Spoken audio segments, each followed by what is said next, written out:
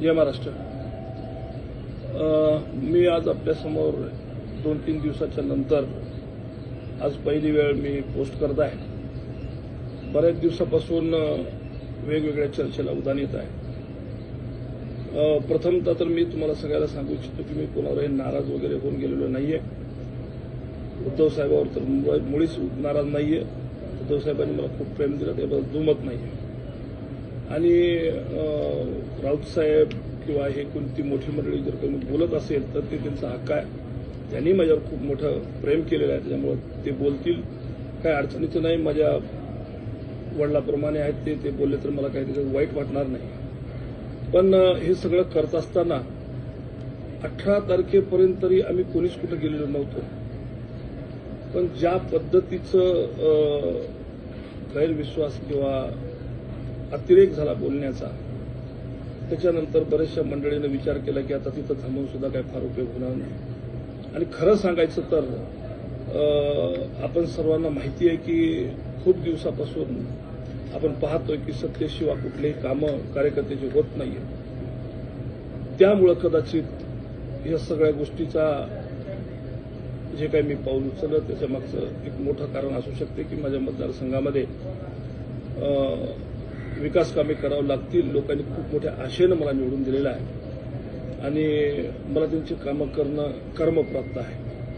आणि तुम्हालाही माहिती आहे सगळ्याला की आपल्याला कुठल्याही प्रकारची निधी मिळत नव्हती. माझ्याकडं जे असणारे 5 कोटी रुपये जे एमपी लाडमधून मिळतात ते अतिशय अपुरे आहेत. आणि प्रत्येक गावात गेलं की प्रत्येकाला काही ना काहीतरी अपेक्षा आहे. ज्यांनी खूप मोठ्या आशेनं मला खासदार म्हणून निवडून दिलेलं आहे. तर मी यांची कामे कशी करायची किंवा निधी कुठून मिळवायचा किंवा मग लोकांची जी काही कामं असतील, मग तहसीलमधले असो, पंचायतमधले असो, नगरपंचायतमधले असो, नगरपालिकेतले कोणचे फॉरेस्टचे असो किंवा कुणाचे कुठलेही जे काही कामं करायची असतील तर तुम्हाला सगळ्याला माहिती आहे की हे कामं होत नव्हते. सत्तेमध्ये असल्याशिवाय करता येत नव्हते. त्यामुळं हे पाऊल उचललं असेल. कदाचित बऱ्याच जणांना पटलंही असेल, बऱ्याच जणांना पटलंही नसेल. पण मी जसं सांगत असतो की जनता जनार्दन आहे आणि मला माझ्यावर खूप त्या लोकांनी सगळ्यांनी प्रेम केलेलं आहे. मला खूप मोठ्या आशेने निवडून दिलेलं आहे. आणि मी त्यावेळेस कदाचित मी म्हणत होतो निवडणुकीच्या आधी की मी तुमच्या सालाना मला ठेवा आणि मी तुमचं साल नेकीनं पार पाडेन. मी 2 वर्षापासून प्रयत्न करतोय. सगळं निष्ठेनंच आपल्यासोबत आहे, पुढेही राहणार आहे.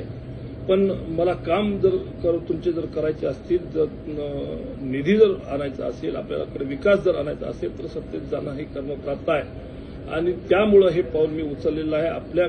जसं मी बोललो होतो की आपल्या सालानी मला ठेवा, मी नेकीनं काम करेन, तसंच मी आजही बोलतोय की मी तुमचे नक्की नेकीनं काम करेल आणि माझ्यावर जी तुम्ही जबाबदारी टाकली आहे ते मी पूर्णपणे पार पाडेल. त्याबद्दल दुमत कोणी बाळगायचं कारण नाहीये. आता बरीचशी मंडळी माझ्यावर खुश असू शकते, बरीचशी मंडळी माझ्यावर नाराज असू शकते.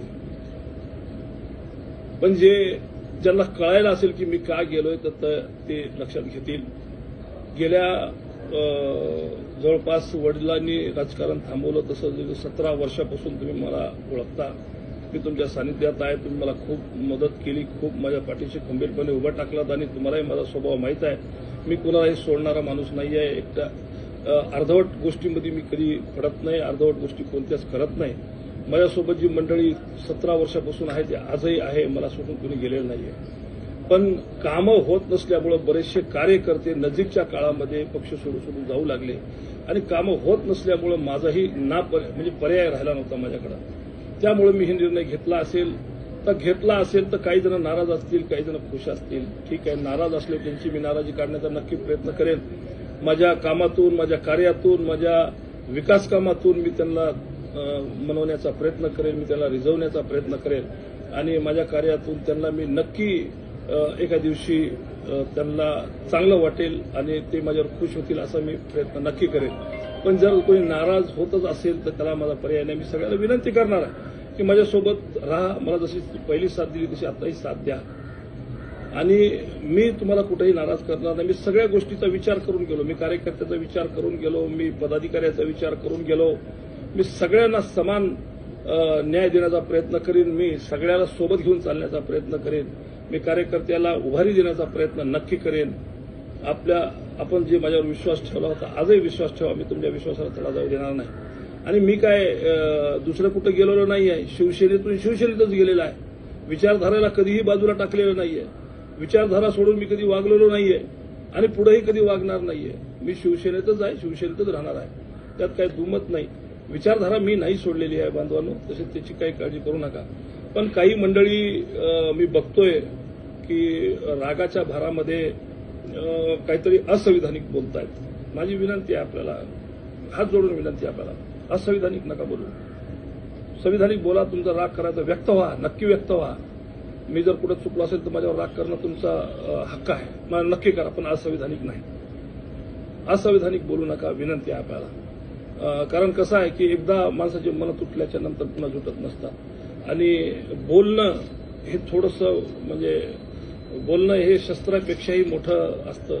एकदा बोलून जातं माणूस बोलताना, पण पुन्हा त्याची भरपाई होत नाही. त्यामुळं खूप विनंती आहे आपल्याला की असंविधानिक नका बोलू. बाकी आपल्याच गावच्या बाबळीन, आपल्याच गावच्या बोरी आपण सगळेजण वापस एका जागीत असणार आहोत.